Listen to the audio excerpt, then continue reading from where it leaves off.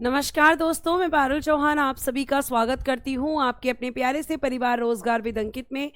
कैसे हैं आप सभी? उम्मीद करती हूँ अच्छे होंगे। जल्दी से आप सभी लाइव आ जाएंगे, सेशन के साथ जुड़ जाएंगे ताकि मैं क्लास को स्टार्ट कर सकूं। विकी कुमार, अभिषेक, शिवा, नरेश, मोहम्मद, उसके बाद निरंजन, गुलशन, शालिनी, दीपक, पुष्पा, वसीम, निरंजन, सभी को मेरी तरफ से गुड आफ्टरनून, नमस्ते, राधे राधे, राम राम, शस्त्रकाल। प्यारे प्यारे बच्चों, कैसे हैं आप सभी? उम्मीद है अच्छे होंगे।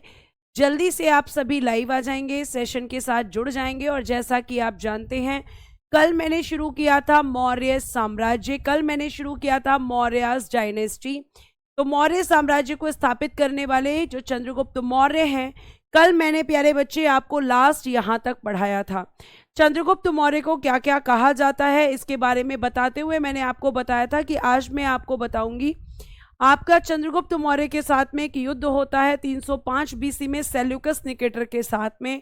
तो ये सेल्यूकस निकेटर कौन था ये तो आप बताएंगे मुझे, क्योंकि बेटा मैं आपको ऑलरेडी ये बता चुकी हूँ कि सेल्यूकस निकेटर कौन है। और सेल्यूकस निकेटर की जब हम बात करेंगे तो सेल्यूकस निकेटर नाम का एक व्यक्ति जो क्या करेगा, भारत पर आक्रमण करेगा। और जिस समय वो भारत पर आक्रमण करेगा तो उस समय आपके भारत में मगध पर किसका शासन होगा? तो मौर्य साम्राज्य का। और चंद्रगुप्त मौर्य की उसके साथ लड़ाई होगी तो सेल्यूकस निकेटर की हार होगी। और जब हार हो जाएगी तो भैया जिस दुश्मन को हराया है, दुश्मन की बेटी से चंद्रगुप्त मौर्य को प्यार होगा तो शादी होगी तो कहेंगे, गाना गाएंगे। चलो तभी गाना गाएंगे जब हम आपके आगे पढ़ाएंगे, ठीक है? तभी बताऊंगी मैं कौन सा गाना गाया था चंद्रगुप्त मौर्य ने। चलो सुनो यहाँ पर, बहुत बढ़िया। यहाँ पर दीपक ने बता दिया। देखो यहाँ से आज आपको पढ़ना है, बस 1 मिनट रुकेंगे। आपको यहाँ से पढ़ना है बेटा। और जब यहाँ से आप पढ़ना स्टार्ट करेंगे तो आप यहाँ पे देख रहे होंगे कि यहाँ पे क्या लिखा है, 305 बीसी में सेल्यूकस निकेटर से युद्ध हुआ। ये सेल्यूकस निकेटर कौन है? मैंने आपको बताया था कि सेल्यूकस निकेटर कौन है। बताओ जल्दी से, बताइए जल्दी से।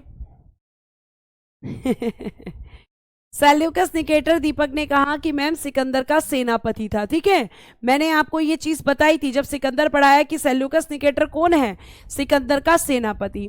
अब सिकंदर क्या करने आया था? सिकंदर तो भारत को जीतने आया था। भारत क्या, वो पूरी दुनिया को जीतना चाहता था।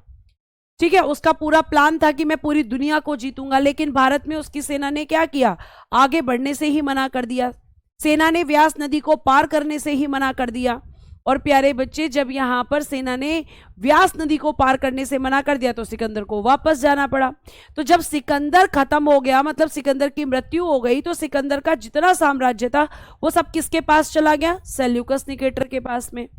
और जब सेल्यूकस निकेटर के पास गया तो सेल्यूकस निकेटर ने कहा कि जो काम सिकंदर नहीं कर पाया वो काम मैं करूंगा, मतलब मैं भारत को जीतूंगा। तो यही सोच के इसने, सेल्यूकस निकेटर ने क्या किया?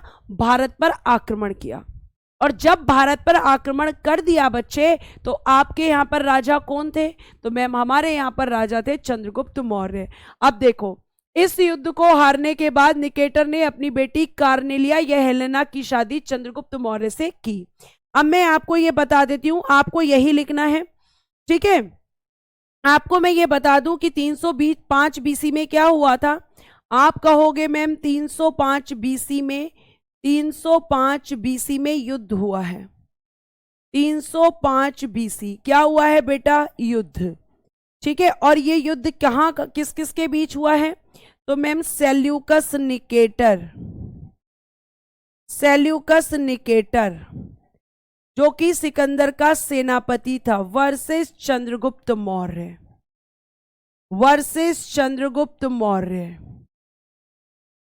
ठीक है, किसकी हार हुई? सेल्यूकस निकेटर की। जब हार हुई तो जीत किसकी हुई? चंद्रगुप्त मौर्य की। और बेटा जी आपको मैं बता दूं कि चंद्रगुप्त मौर्य ने जब इसको जीत लिया तो इस सेल्यूकस निकेटर की एक बेटी है जिसको आप कहते हैं कार्नेलिया या हेलेना, एक ही लड़की का नाम है। इसे कार्नेलिया या हेलेना के नाम से जाना जाता है। अब चंद्रगुप्त मौर्य को बेटा जी इससे प्रेम हो गया। यानी ससुर जी जो कि दुश्मन बने हुए थे पहले ही, उनकी बेटी से इन्हें प्यार हो गया। और जब प्यार हो गया तो इन्हें क्या करनी थी, उससे शादी करनी थी। लेकिन आपके मैं बता दूं, चंद्रगुप्त मौर्य जो हैं, ठीक है, ये सिर्फ समझाने के लिए है, लिखना आपको यही है, ये सिर्फ आपके कॉन्सेप्ट क्लियर करने के लिए ये मैं आपको बता रही हूं, ठीक है, ध्यान से सुनना। तो कार्नेलिया या हेलेना की जब आप बात करोगे तो प्रेम हो गया चंद्रगुप्त मौर्य को। और चंद्रगुप्त मौर्य प्यारे बच्चे जो भी काम करते थे वो अपने गुरु से पूछकर करते थे, और इनके गुरु का नाम है चाणक्य। तो चंद्रगुप्त मौर्य ने चाणक्य से कहा कि मैं हेलेना से शादी करना चाहता हूं। क्या कहा चंद्रगुप्त मौर्य ने, कि मैं हेलेना से शादी करना चाहता हूं, चाणक्य से कहा। तो चाणक्य ने कहा ठीक है भाई, शादी तुम कर सकते हो, लेकिन एक बात ध्यान रखना, ये नोट नहीं करना बेटा, ये सिर्फ समझाने के लिए है, नोट वो करना है जो पीडीएफ में लिखा है।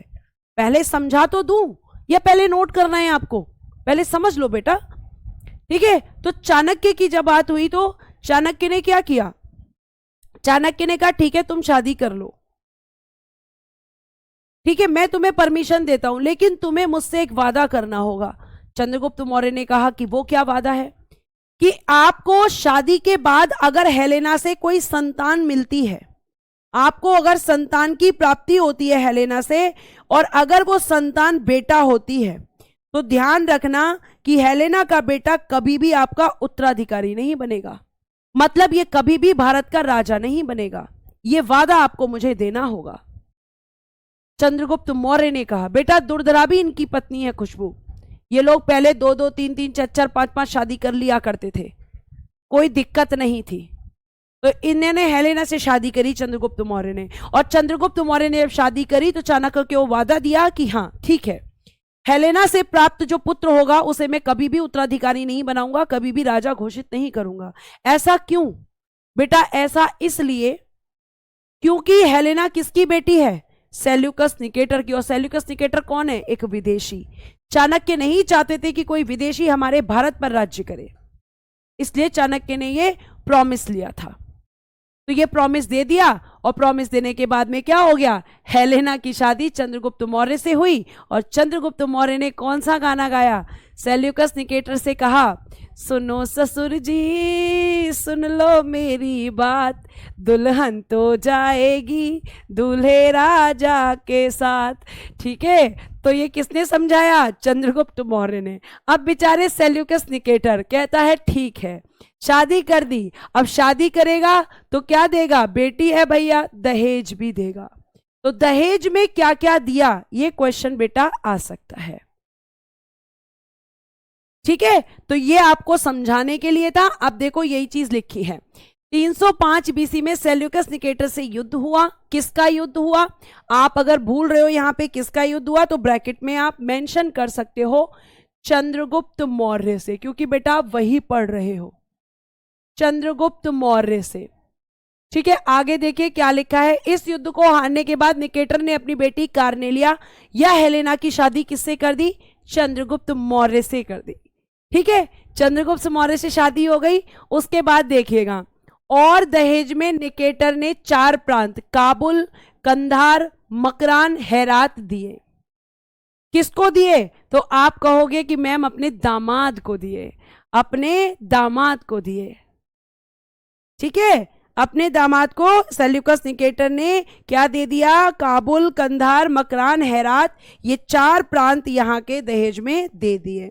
और प्यारे बच्चे जब इसने दिए तो चंद्रगुप्त मौर्य ने क्या किया, यहीं पे लिखना, इसके जस्ट नीचे ये वाली लाइन बाद में लिखना, पहले जो मैं ये लिखना, फिर जो मैं लिख रही हूं वो लिखना।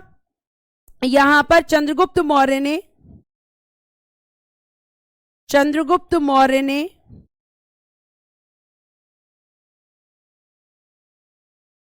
500 हाथी सेल्यूकस को उपहार में दिए।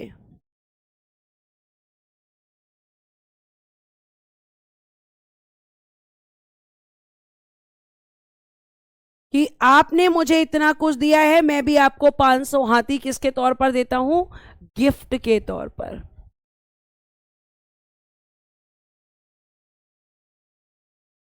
ठीक है, ये आपको ध्यान रखना है। अब यहां पे रिलेशन क्या हो गए, ससुर और दामाद के रिलेशन हो गए। अब इनको अपने रिलेशन क्या करने हैं, और भी मजबूत करने हैं। तो सेल्यूकस निकेटर अपना दूत भेजेंगे। दूत जैसे आज आप कहते हो राजदूत, एम्बेसडर। एम्बेसडर कहां पर होते हैं बेटा, इंडिया के एम्बेसडर आपके जगह जगह पर हैं, जैसे यूएसए में है, चाइना में है, रशिया में है।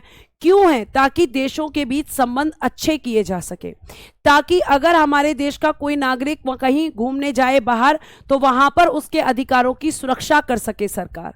तो एम्बेसडर बहुत सारे काम करते हैं, दो देशों के बीच रिलेशंस को अच्छा बनाते हैं, दो देशों के बीच बातचीत का माध्यम होते हैं। आपके दो देशों के बीच जो, अगर आपके सिटीजन्स उनके देश में जाते हैं या उनके सिटीजन आपके देश में आते हैं, तो उनके, क्या मैम उनके भी होते हैं हमारे यहां पर, हाँ उनके भी हमारे यहां पर होते हैं। तो जिसे आप आज राजदूत कहते हैं, उस टाइम पे क्या कहते थे, दूत कहते थे। और प्यारे बच्चे ध्यान से सुनेंगे, साथ ही निकेटर ने अपना एक दूत जिसका नाम है मेगस्थनीज को चंद्रगुप्त मौर्य के दरबार में भेजा था। और मेगस्थनीज ने एक बुक लिखी थी जिसका नाम है इंडिका, और इस इंडिका में उसने पाटलिपुत्र के प्रशासन का वर्णन किया था। क्योंकि चंद्रगुप्त मौर्य की राजधानी क्या है मैम, पाटलिपुत्र है। और पाटलिपुत्र के बारे में किस पुस्तक में लिखा गया है, इंडिका में। इंडिका किसकी पुस्तक है मैम, मेगस्थनीज की पुस्तक है। मेगस्थनीज कौन था मैम, सेल्यूकस निकेटर का दूत था, जो चंद्रगुप्त मौर्य के दरबार में आया था। यहां से क्वेश्चन पूछा जाता है, और ध्यान रखना बेटा, यहीं पर लिख रही हूं, इंडिका में भारत को 7 भागों में विभाजित किया गया है, 7 भागों में विभाजित किया गया है।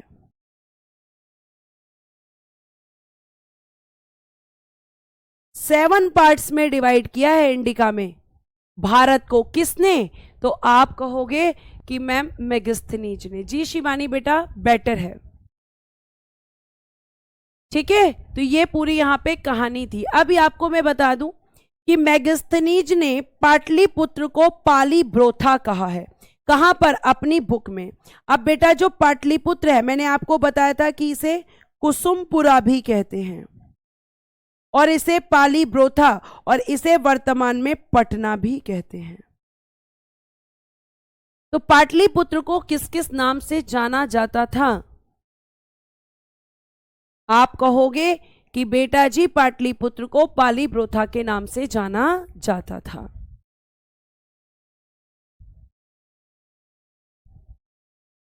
ठीक है, तो ये आप यहां तक समझ गए हैं। तो बच्चों एक बार रिस्पॉन्स कर दो, कैसे कैसे सेल्यूकस निकेटर। प्रांत क्या होता है, दीपक कह रहे हैं बेटा, प्रांत होता है जैसे आज के समय में, मैं समझाने के लिए प्लेन स्लाइड लेती हूं, इस पे कुछ नहीं लिखूंगी।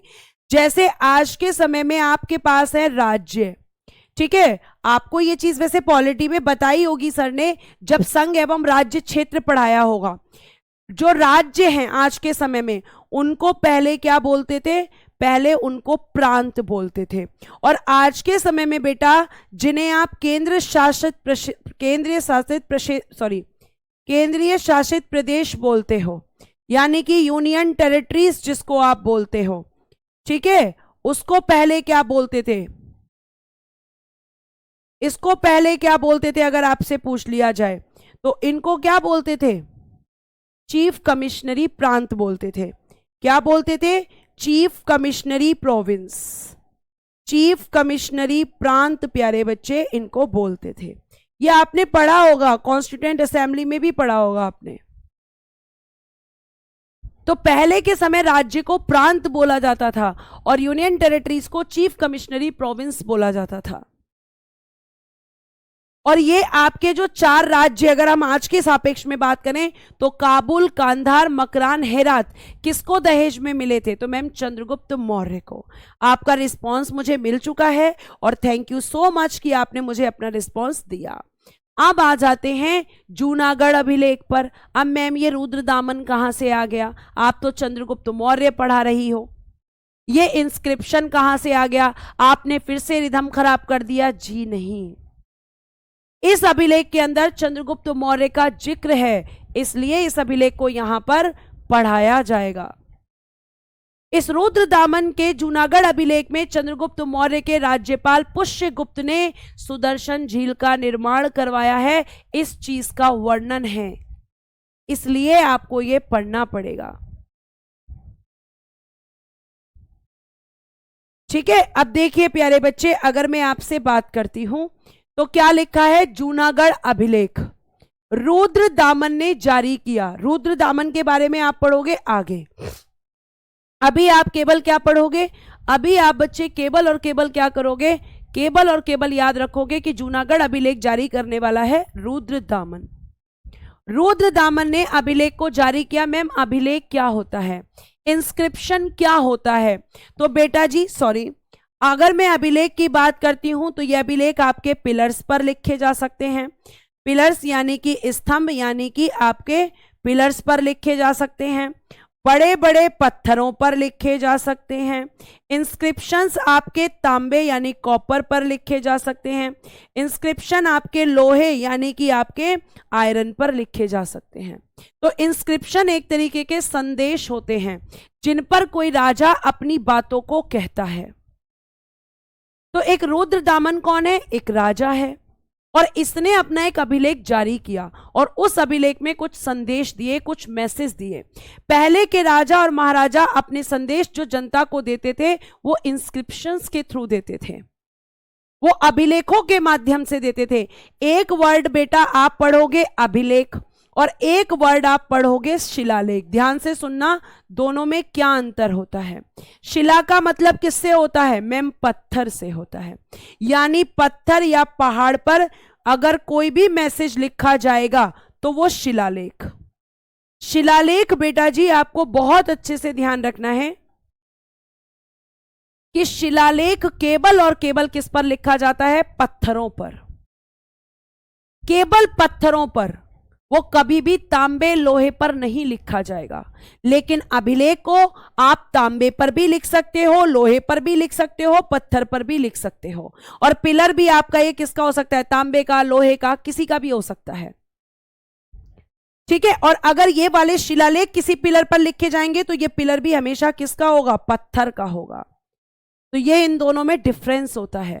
अभिलेख एक ऐसा लेख जो केवल जो आपका तांबा यानी कॉपर, लोहा यानी आयरन, पत्थर यानी कि स्टोन, किसी पर भी लिखा जा सकता है। लेकिन शिलालेख वो केवल पत्थर पर लिखा जाता है मैम, वो तांबे या लोहे पर नहीं लिखा जाता।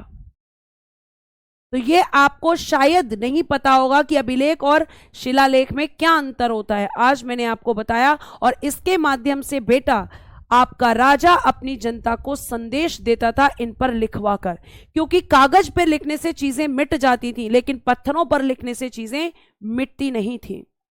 आपने दिल्ली के अंदर एक मेहरौली स्तंभ सुना होगा, तो मेहरौली स्तंभ भी किससे संबंधित है? एक इंस्क्रिप्शन है, उस पर भी संदेश लिखा हुआ है। ठीक है, यह आपको ध्यान रखना है।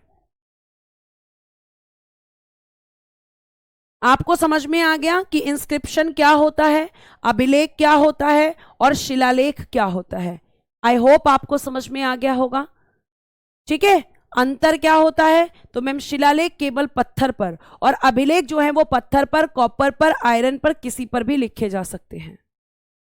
लेकिन दोनों का काम एक ही होता है, मैसेज देना, संदेश देना। ठीक है, अब रुद्रदामन का जो इंस्क्रिप्शन है, उनका जो अभिलेख है, उसमें क्या लिखा हुआ है? तो देखिए बच्चे, इस पर लिखा हुआ है, इसी से सुदर्शन झील जो कि सौराष्ट्र गुजरात में है, इसका वर्णन मिलता है। तो रुद्रदामन के अभिलेख में यह लिखा गया है कि आपकी सुदर्शन झील जो है वो गुजरात में है, और बताया गया है कि इस इसका निर्माण, किसका निर्माण? सुदर्शन झील का निर्माण चंद्रगुप्त मौर्य के राज्यपाल पुष्यगुप्त ने कराया था।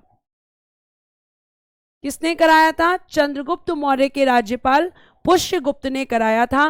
और यह अभिलेख किस भाषा में है? तो संस्कृत में जारी पहला अभिलेख है। इसकी लैंग्वेज क्या है? संस्कृत। इसकी भाषा क्या है? संस्कृत। तो आपको पता चला ये क्यों पढ़ाया गया है? क्योंकि मैम इसमें चंद्रगुप्त मौर्य का जिक्र है, क्योंकि मैम सुदर्शन झील का निर्माण चंद्रगुप्त मौर्य के समय हुआ था और कराने वाला उसी का गवर्नर, उसी का राज्यपाल पुष्यगुप्त था। पहले भी गवर्नर होते थे, जी हाँ, पहले गवर्नर भी होते थे, फॉरेन मिनिस्टर भी होते थे, आपके क्या कहते हैं, पहले के समय मिलिट्री की जो आपके चीफ होते हैं वो भी होते थे, मतलब सेनापति जिसको आप बोलते थे। पहले के समय पर भी सारी चीजें होती थीं। पहले के समय पर भी बेटा आपके यहां पर राजनीतिक व्यवस्था थी, लेकिन संविधान नहीं था। मैम ये जो अभिलेख होता है क्या हम भी इसे पढ़ सकते हैं? बिल्कुल अल्पा, अगर वो आपकी भाषा में है तो आप पढ़ सकती हैं। लेकिन जैसे आपके अशोक के अभिलेख, जो इंस्क्रिप्शंस हैं जो अशोक ने लिखे हैं, वो ब्राह्मी में लिखे हैं, ग्रीक में लिखे हैं, खरोष्टी में लिखे हैं, आप पढ़ नहीं सकती उनको क्योंकि आपको भाषा नहीं आती। लेकिन ये संस्कृत में है, इसको आप पढ़ सकते हैं अगर आपको संस्कृत आती है तो, क्योंकि हिंदी और इंग्लिश में इंस्क्रिप्शंस नहीं थे उस टाइम पर। ठीक है, इतनी बात आपको समझ में आ गई? अब समझ में आ गई हो बच्चों तो फिर से एक बार रिस्पॉन्स कर दो।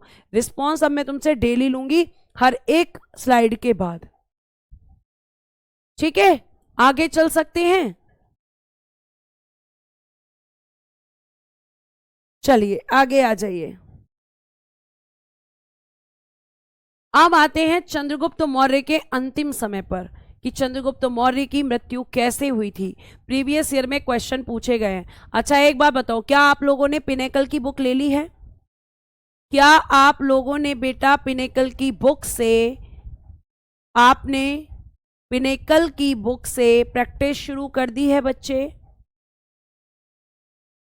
और अगर नहीं की है तो फिर क्या करना है?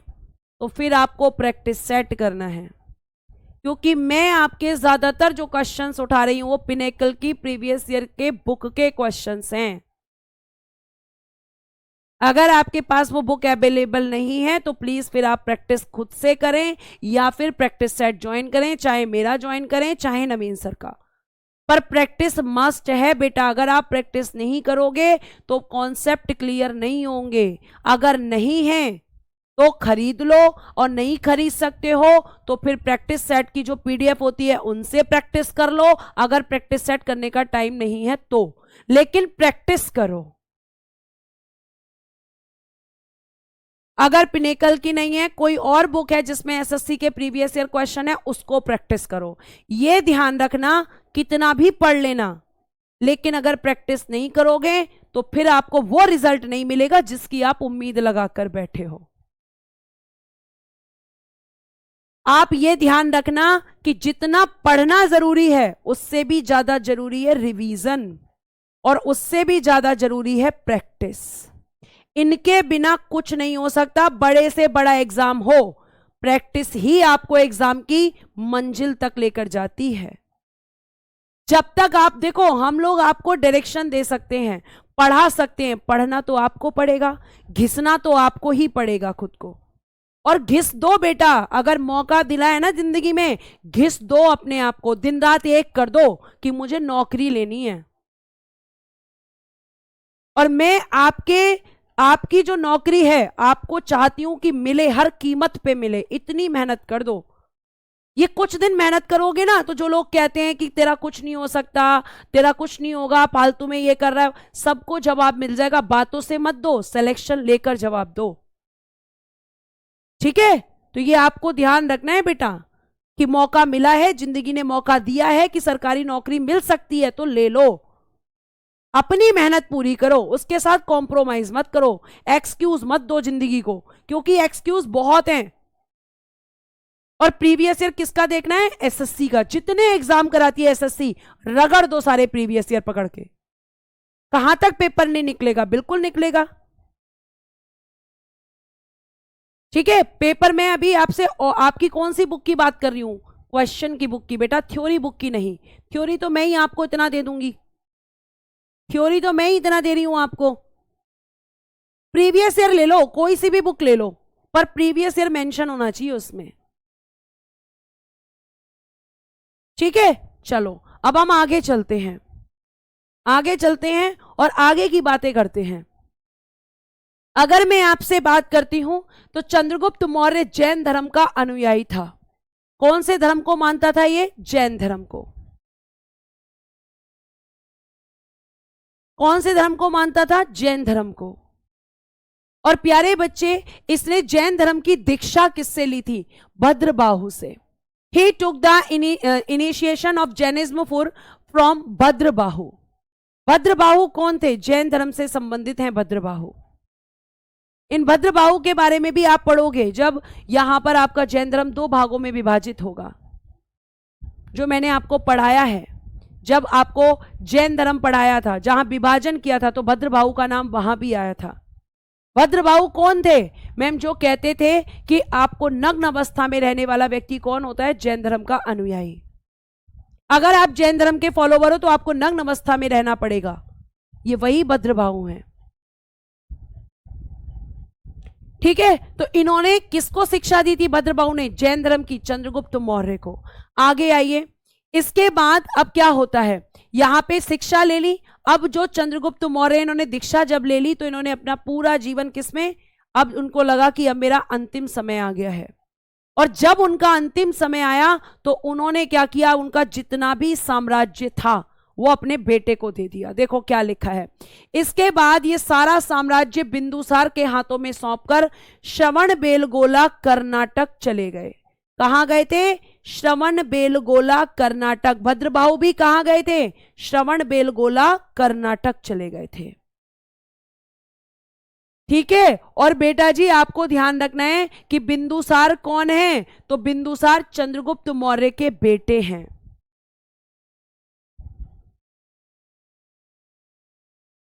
ठीक है, चंद्रगुप्त मौर्य के बेटे हैं। बेटा, बुक को लेकर इतना परेशान होने की जरूरत नहीं है।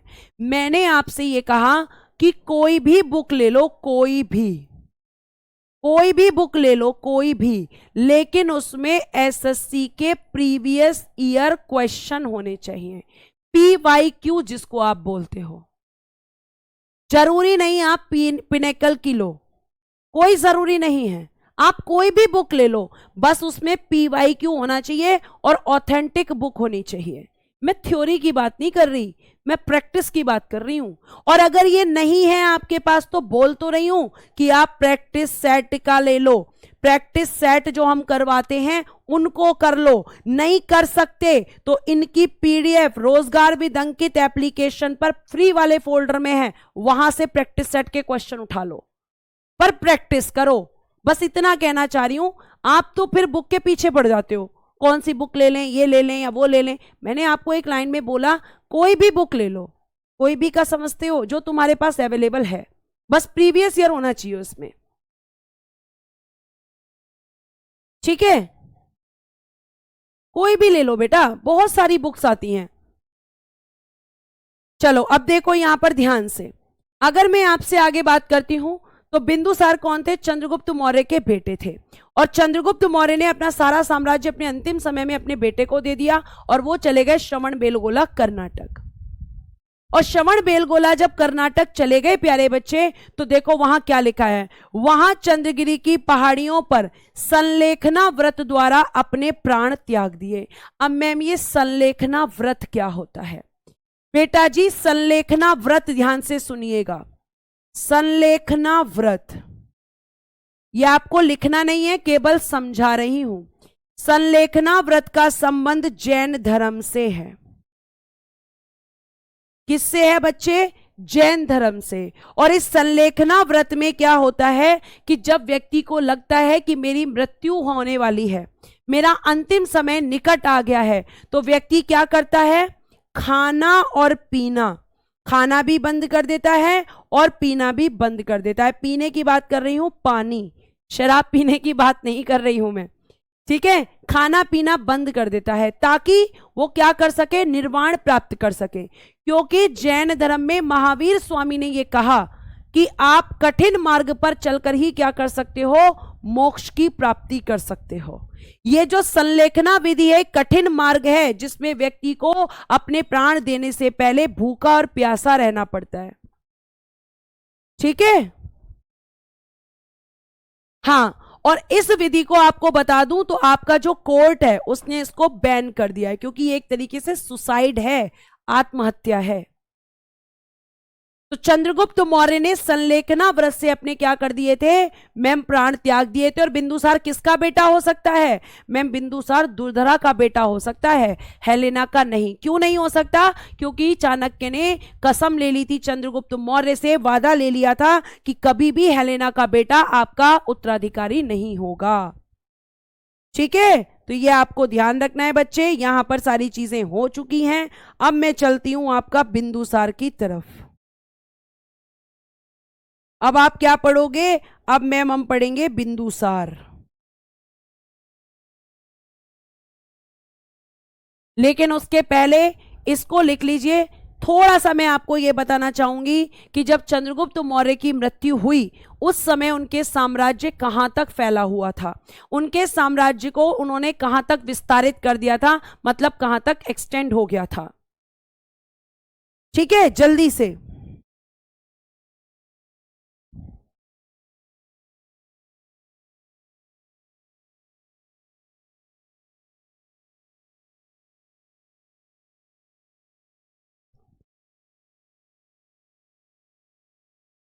चलो बहुत बढ़िया,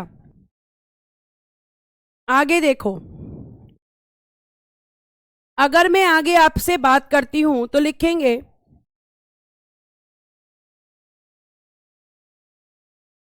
चंद्रगुप्त मौर्य के समय, चंद्रगुप्त मौर्य की मृत्यु के समय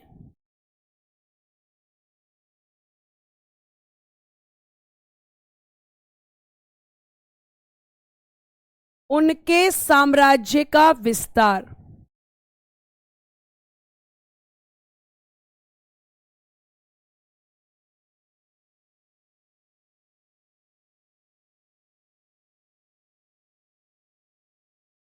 उनके साम्राज्य का विस्तार लिखेंगे तीन, north east west and,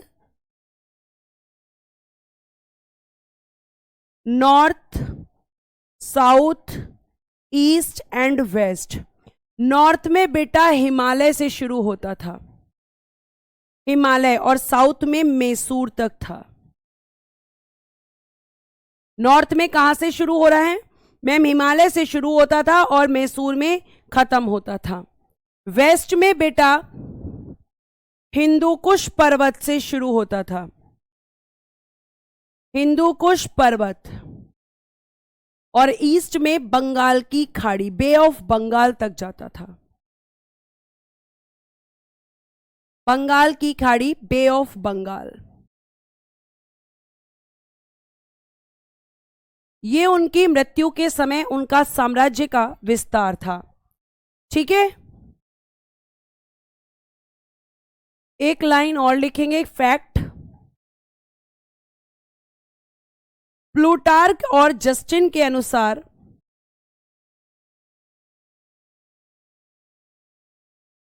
Plutarch और जस्टिन के अनुसार मतलब according to Plutarch and Justin,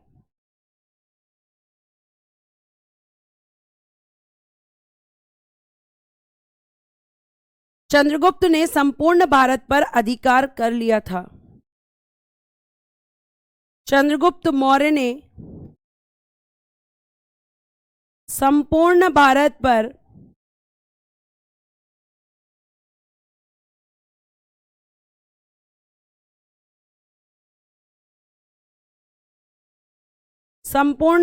पर अधिकार कर लिया था। 6 लाख सैनिकों के साथ, 6 लाख सैनिकों के साथ।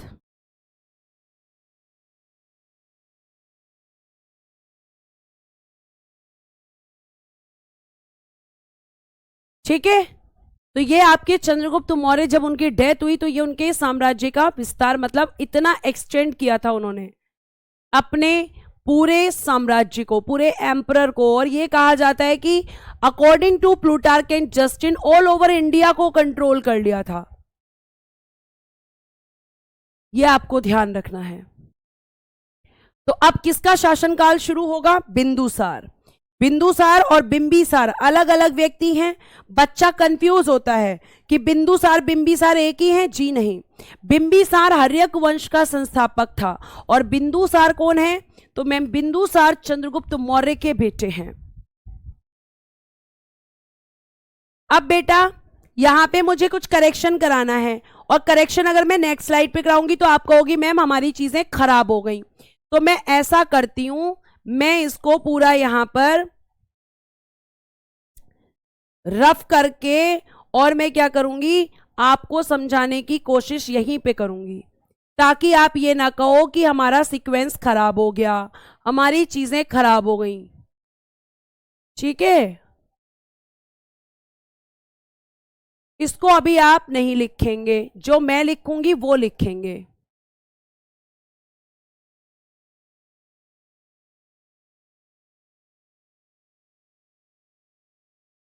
चलो ये हमारी प्लेन स्लाइड हो गई। अब हम लिखेंगे और जब लिखेंगे तो क्या लिखेंगे, तभी आप साथ में लिखेंगे। आ जाओ अब इधर। क्या लिखा है? बिंदुसार किसका बेटे हैं? चंद्रगुप्त मौर्य के। 298 से 273 बीसी तक इनका शासनकाल है। ठीक है बेटा, और इसको क्या कहते हैं? बिंदुसार को क्या क्या कहा जाता है? अन्य नाम अमित्र घात। अमित्र घात मतलब जो शत्रुओं का नाश करता है। अमित्र घात मतलब मैम जो शत्रुओं का नाश करता है। और बेटा जी इनको अमित्र घात कहां पर कहा गया है? इनको अमित्र घात कहा गया है महाभाष्य में। अमित्र घात किस में कहा गया है? महाभाष्य में। और इसका मतलब होता है शत्रु विनाशक, इसका मतलब होता है शत्रुओं का नाश करने वाला। फिर प्यारे बच्चे इनको कहा गया है वारीसार, भद्रसार, सिंहसेन और अमित्रो कोटिस। सिंहसेन और अमित्रो कोटिस। ठीक है, इनके पिता चंद्रगुप्त मौर्य हैं। जैसे मैं लिख रही हूं लिखते चले जाइए। चंद्रगुप्त मौर्य, इनकी माता दुर्धरा है मैम, दुर्धरा। अमित्र घात किसमें कहा गया है? महाभाष्य। किसने लिखी है? पतंजलि ने। अब ये जो बिंदुसार हैं, इस बिंदुसार के दरबार में भी आपके कौन आए थे? 2 राजदूत आए थे,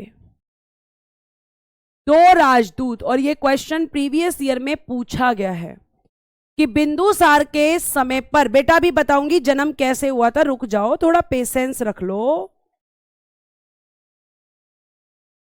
पहले जो पीडीएफ पे लिखा है उसको पढ़ लो, फिर एक्स्ट्रा फैक्ट में आपको प्लेन पीडीएफ पे लिखवा दूंगी। ठीक है, तो फादर कौन थे? चंद्रगुप्त मौर्य। मदर कौन थी? दुर्धरा। एंड अमित्र घात इनको किसमें कहा गया है? महाभाष्य में। अब देखो प्यारे बच्चे, एक है आपका राजा, ध्यान से सुनिएगा। एक राजा है टॉलमी सेकंड, टॉलमी सेकंड मिस्र का राजा है। मिस्र का राजा है टॉलमी सेकंड। फिलाडेल्फस, फिलाडेल्फस ने, टॉलमी सेकंड जो मिस्र का राजा है, फिलाडेल्फस ने डायनोसियस को भेजा। किसको भेजा? डायनोसियस को भेजा, डायनोसियस को भेजा। एक राजदूत तो ये आया था, दूसरा कौन था मैम? क्योंकि आपने लिखा है 2 आए थे। एक था एंटियोकस, एंटियोकस जो सीरिया का राजा था। एंटोकियस सीरिया का राजा, सीरिया ने डाइमेकस को भेजा। ने डाइमेकस को भेजा। ये दोनों क्वेश्चन प्यारे बच्चे पूछे जाते हैं। डाइमेकस को भेजा, एक मिनट, डाइमेकस, ये डाई हो गया मेरे से, डाइमेकस, डाइमेकस को भेजा। जैसे आपके चंद्रगुप्त मौर्य के दरबार में मेगस्थनीज आया था, ऐसे ही आपके बिंदुसार के दरबार में डायनोसियस, इन पे आप अंडरलाइन कर सकते हो अलग पेन से, डायनोसियस आया था और डाइमेकस आया था। ये क्वेश्चन पूछे जाते हैं कि बिंदुसार के दरबार में कौन कौन राजदूत आए थे, कौन कौन यहां पर दूत बनकर आया था। तो डायनोसियस, जिसे टालमी सेकेंड मिस्र के शासक फिलाडेल्फस ने भेजा था, और एंटियोकस जो कि सीरिया का राजा था, उसने डाइमेकस को भेजा था। ठीक है, आगे सुनिए। इसके समय तक्षशिला में अशांति हुई। तक्षशिला जहां पर आचार्य चाणक्य कौन हुआ करते थे, एक समय पर मैम आचार्य हुआ करते थे। ठीक है, और जिसका दमन करने के लिए इसने अपने पुत्र सुशीम को भेजा। बेटा जी, अगर मैं बात करती हूं, इस लाइन को आप लिखो, पहले यहां तक लिखो और मुझे बताओ। इसके आगे ये मत लिखना, जो मैं लिखवाऊंगी वो लिखना है, लिखो जल्दी से। इसके समय पर तक्षशिला में क्या हुआ मैम, यहां पर विद्रोह हुआ, अशांति हो गई। तो यहां पे कितने विद्रोह हुए थे तक्षशिला में, और किस किस को दबाने के लिए किस किस को भेजा गया था, जल्दी से फटाफट।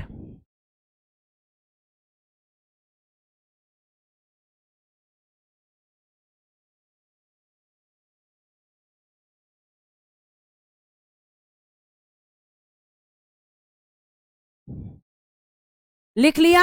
अब देखो, यहां पे अशांति हुई तक्षशिला में।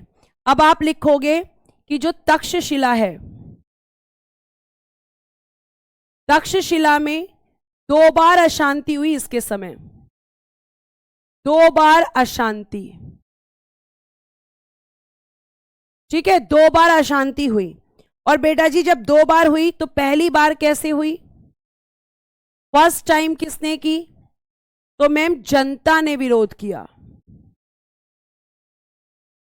जनता ने विरोध किया। इसको दबाने कौन गया था, इसको दबाने गया बेटा अशोक, अशोक। इस समय जब ये पहला आपका अशांति हुई, पहली जब अशांति हुई, तो तक्षशिला का गवर्नर कौन था, इस समय पर तक्षशिला का गवर्नर सुशीम था, अशोक का बिंदुसार का बड़ा बेटा सुशीम था, जब पहली बार विद्रोह हुआ। ठीक है, और अशोक कहां का गवर्नर था, इस समय अशोक अवंती का गवर्नर था, इस समय अशोक अवंती का गवर्नर था।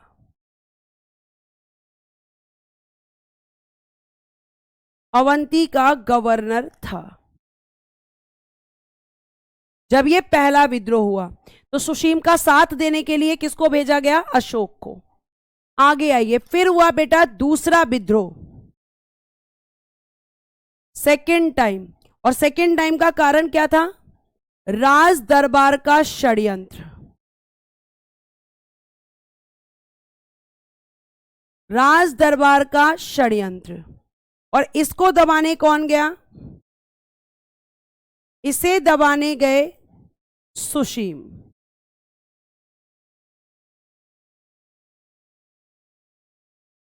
सुसीम इसे दबाने के लिए गए। तो ये 2 इसके विद्रोह हुए थे, आपको ध्यान रखना है। अब सुशीम कौन है, तो देखिएगा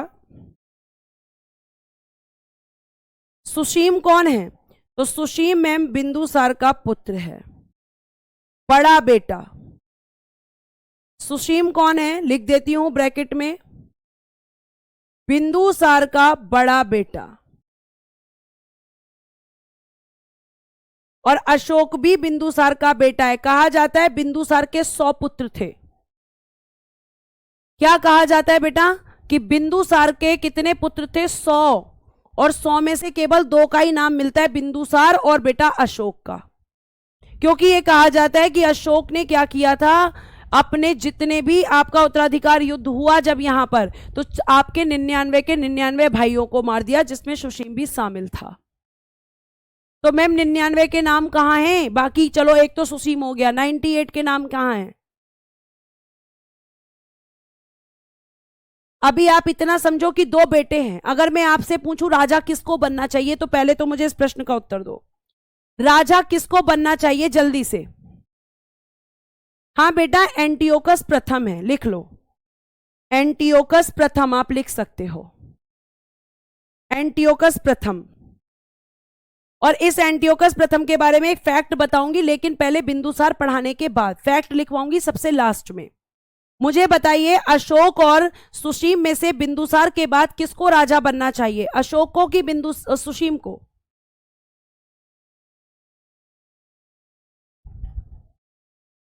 बताओ जल्दी से।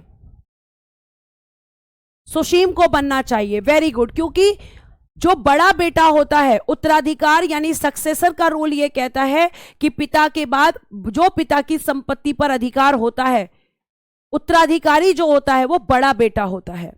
और यही बात तो अशोक को पसंद नहीं आएगी और अशोक जो है सुशीम की हत्या करेगा। तो सुशीम को मिलना चाहिए, और यहां पे मैंने लिखा हुआ भी है। इसके बाद आपको क्या लिखना है कि बिंदुसार के 2 पुत्र थे, जिनमें से एक का नाम था सुशीम और एक का नाम था अशोक। सुशीम कौन था? बड़ा बेटा, और अशोक सुशीम से छोटा था। अब बिंदुसार के समय, इसके समय में भी प्रधानमंत्री चाणक्य थे। तो इतनी बात आपको क्लियर हो गई होगी कि तक्षशिला में विद्रोह वाला पॉइंट क्लियर हो गया, कौन कौन दूत आए थे ये बात क्लियर हो गया, किसको दबाने कौन गया था ये बात क्लियर हो गया। अब मैं आपको कुछ 1-2 पॉइंट लिखवाऊंगी जो कि आपको इसके बाद लिखने हैं, कि इसके समय में भी प्रधानमंत्री चाणक्य ही थे।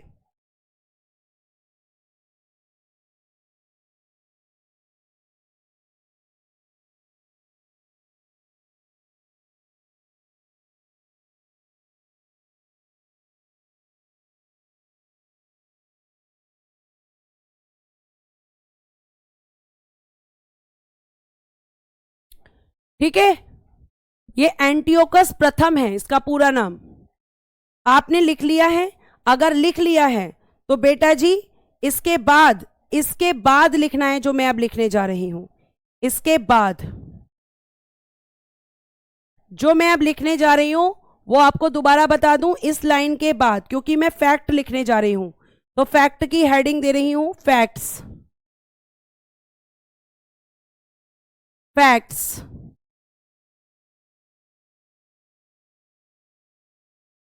बिंदुसार के बारे में जब हम बात करते हैं ना बेटा, तो बिंदुसार के बारे में एक बात ध्यान रखना कि इसका जो जन्म हुआ था वो किससे हुआ था? ऑपरेशन जिसको आप बोलते हो, सर्जरी जिसको आप बोलते हो। तो बिंदुसार कैसे पैदा हुआ था?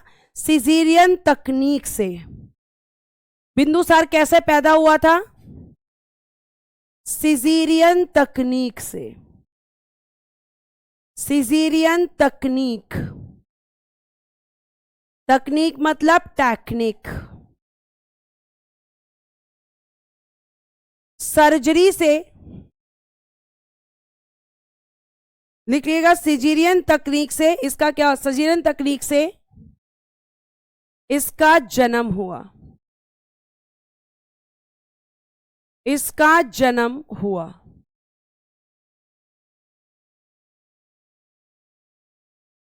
ठीक है, सिजेरियन तकनीक से इसका जन्म हुआ, यह बात आपको ध्यान रखनी है।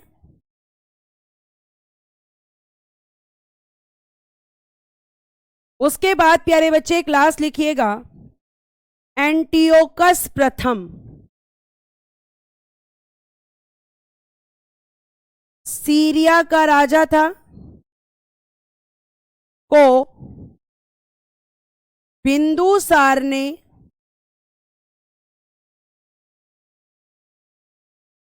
पत्र यानी कि लेटर लिखा। कैसा लेटर था? फ्रेंडली लेटर था, जिसमें बिंदुसार ने क्या लिखा कि मुझे आप जो है एक तो यहां से क्या भिजवा दो, इसने कहा कि एक तो मुझे यहां से मदिरा भिजवा दो, मदिरा मतलब शराब। इसके अलावा इसने डिमांड की कि मुझे सूखी अंजीर भिजवा दो, और तीसरी इसने डिमांड की थी कि मुझे दर्शक भिजवा दो। दार्शनिक बोलो इनको, सॉरी दार्शनिक, दार्शनिक। ये आपको ध्यान रखना है किससे डिमांड की गई थी, एंटियोकस प्रथम से। फ्रेंडली रिलेशन में इसने ये लेटर इसको लिखा था। तो ये आपका बिंदुसार के बारे में चीजें हैं। आपका बिंदुसार प्यारे बच्चे पूरा होता है।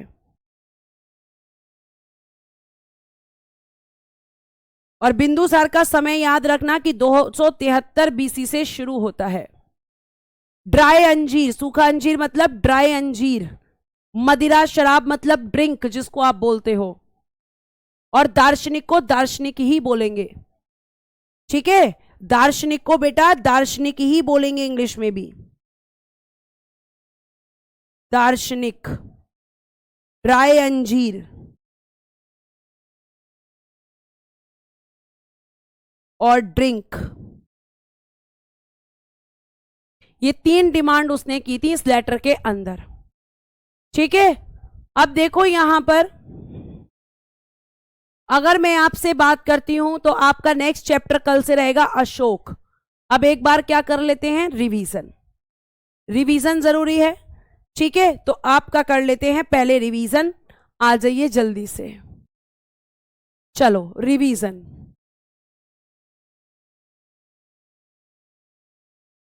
जहां से पढ़ना शुरू किया है वहीं से हम अपने क्वेश्चंस भी करेंगे। मुझे बताइए 305 बीसी में किसके बीच युद्ध हुआ, किसके बीच युद्ध। सेल्यूकस निकेटर कौन था, सेल्यूकस निकेटर कौन था। तीसरा, हेलेना किसकी बेटी थी, किसकी बेटी थी। सेल्यूकस को चंद्रगुप्त ने क्या उपहार दिया, क्या उपहार दिया।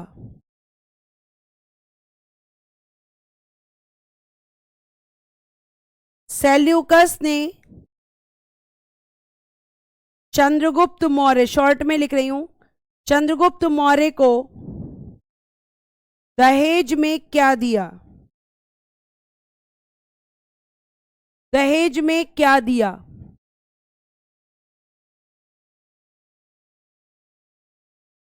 चंद्रगुप्त मौर्य किस धर्म के अनुयायी थे,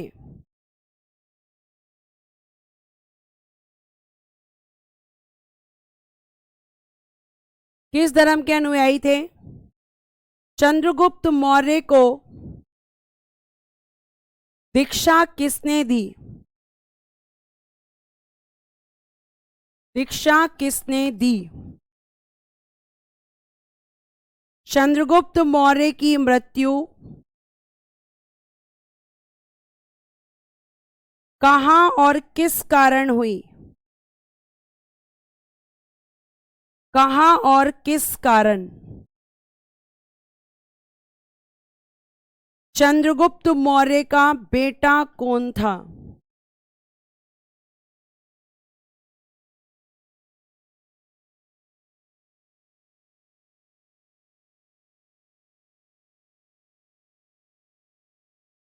बिंदुसार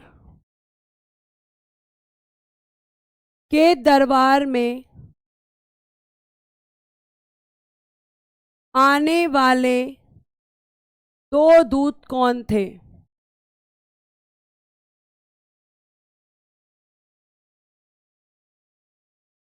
बिंदुसार के कितने बेटे थे?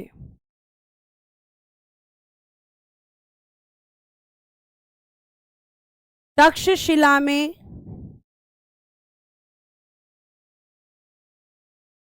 किसके समय विद्रोह हुआ? किसके समय विद्रोह हुआ?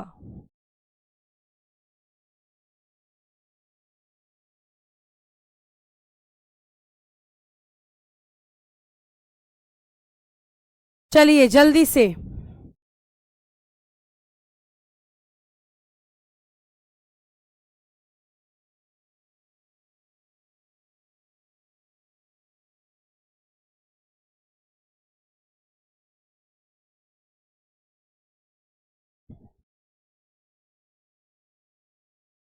युद्ध किस किस के बीच हुआ? Chandragupta Maurya versus Nicator, Seleucus Nicator. Seleucus Nicator कौन था? सिकंदर का सेनापति, सिकंदर का सेनापति। हेलेना किसकी बेटी थी? निकेटर की। सेल्यूकस निकेटर को उपहार में 500 हाथी। सेल्यूकस को दहेज में, सेल्यूकस ने चंद्रगुप्त मौर्य को दहेज में, तो आप कहोगे मकरान, हेरात। आप लोगों ने इस क्वेश्चन का आंसर किया है ना, क्योंकि ये बहुत इंपॉर्टेंट क्वेश्चन है। मकरान, हेरात, काबुल और कंधार।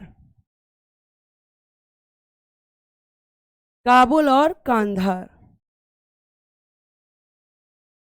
चंद्रगुप्त मौर्य जैन धर्म के, किसने दीक्षा दी थी? भद्रबाहु। चंद्रगुप्त मौर्य की मृत्यु श्रवणबेलगोला, श्रवणबेलगोला कर्नाटक में हुई थी।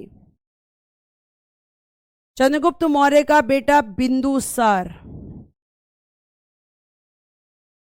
बिंदुसार के दरबार में आने वाले 2 राजदूत मैंने आपको बताए हैं, बताइए जल्दी से,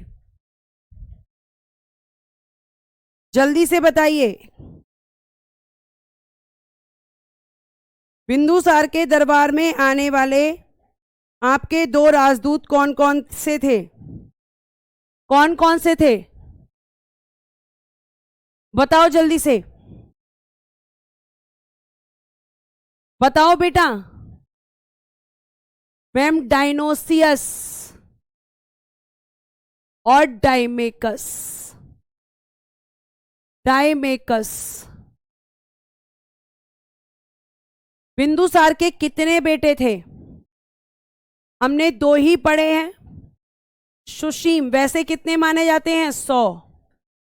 और अशोक वैसे कितने माने जाते हैं? टोटल 100। तक्षशिला में किसके समय विद्रोह हुआ? अशोक, सॉरी बिंदुसार के समय। पहला दबाने गया अशोक, दूसरा गया आपका सुशीम।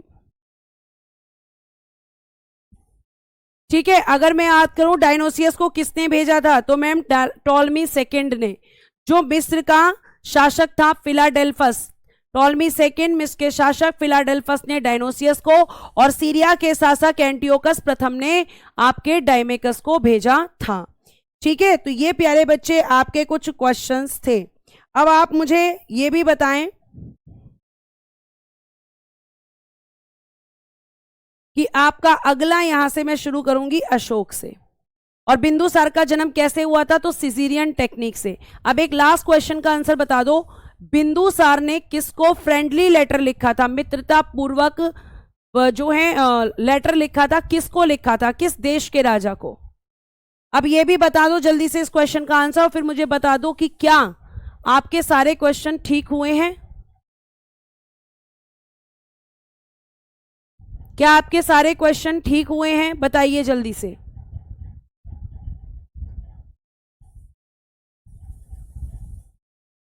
किसको लिखा था लेटर बेटा? हाँ, बिंदुसार के समय चाणक्य ही पीएम थे। चाणक्य ही पीएम रहेंगे, क्योंकि पीएम चेंज होंगे अशोक के समय में, वो बनेंगे राधागुप्त।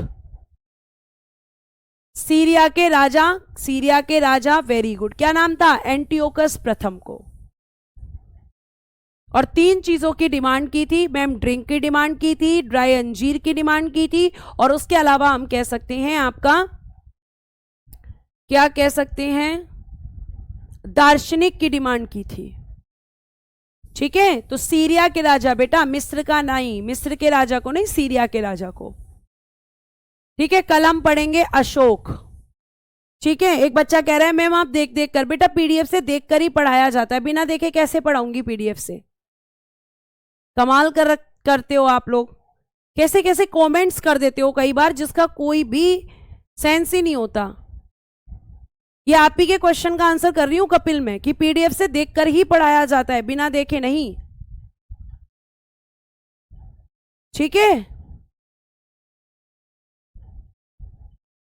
चलो आज हम इतना ही रखते हैं, बाकी की चीजें करेंगे कल की क्लास में। आज के लिए धन्यवाद, bye bye, take care and good day everyone. जय हिंद, जय भारत। हंसते रहें, मुस्कुराते रहें और हमेशा खुश रहें।